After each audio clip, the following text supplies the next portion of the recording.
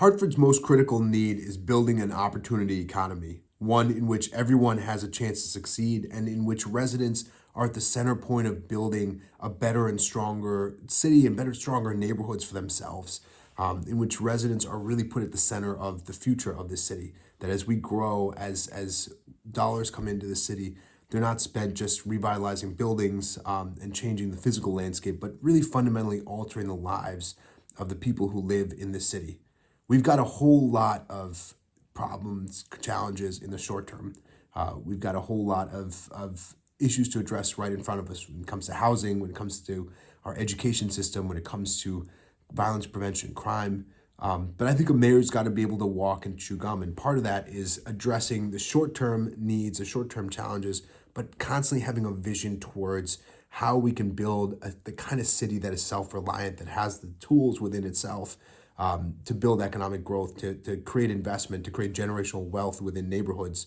And so that 10 years from now, 20 years from now, we're not dealing with the same short-term problems. We're not dealing with the same urgent, immediate problems that we're dealing with today. And there's a few ways in which I think my administration would go about addressing this. One is creating real opportunities and jobs pipelines for our youth, making sure that our youth are ready for all of the careers that are available to them, whether that be through a four-year college degree that leads to a professional job in that way, or whether it's the trades, whether it's other sorts of apprenticeship programs that can get our young people set up for success and set up for careers. Oftentimes, those are six-figure careers.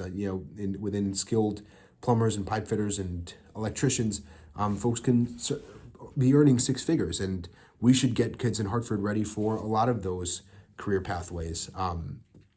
And then creating offers for opportunities for entrepreneurship, for small business creation within our city. And one of my proposals is to build a capital fund to allow for Hartford residents to tap into dollars dedicated for them to start small businesses or create home ownership in our neighborhoods, to build that opportunity for long-term wealth creation. Look, we have the lowest home ownership rate in the state of Connecticut. And that home ownership rate, 23% for us, which are 24%, which means that 76% of our residents are renters, that drives the racial wealth gap within our region, within our state. And if we could get families here in Hartford to own and build equity where they live, that's equity that gets passed on to the next generation. If we can get people here in Hartford to start businesses in our neighborhoods that can thrive and grow, that's wealth that gets passed on to the next generation. And building that kind of investment here, building that kind of long-term opportunity for growth and development from within is so vital to being the kind of city that we could potentially be, to allowing Hartford residents to be at the center of their own potential and their own economic growth. I was asked about 100-day priorities, and there's a number of them. I think that you need to have a whole lot of ideas coming in the door. But I'll start right there. Creating that capital fund, building out that capital for small businesses and home ownership within our city, I think is such an important seed to plant for the future of our economic growth, allowing for the kind of opportunities that have existed in so many other communities for almost a century now, since the passage of the GI Act, the GI Bill, that have allowed for home ownership growth, eventually have allowed for business growth, have allowed for capital creation in so many other communities, is so important to building the seeds of our future here in Hartford, planting the seeds of our future. So that's one.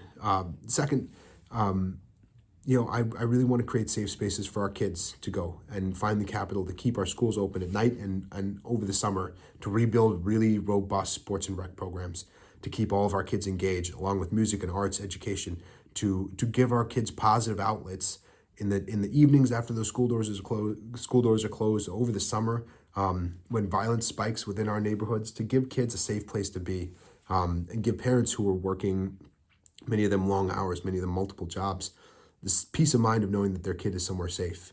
That is an early priority for me. And the third, to get City Hall working for the residents of Hartford. I think that there is a lot of work that needs to be done on the morale within City Hall. There's staffing that needs to that we need to deal with, staffing issues, and we need to make sure that City Hall is a place where people feel welcome, where they have their questions answered, where it's easy to navigate. And I have a whole host of ideas around that. But just to stay within the time frame here, I think bringing in the kind of morale and dealing with the public service, the client facing service we offer as a city is so important within the first year, within the first 100 days. I want people to feel really welcome at City Hall. I want them to feel like their questions are being answered, that City Hall is responsive, that City Hall meets them and is able to provide them the services they need for each of our residents in the city. That's really important to me.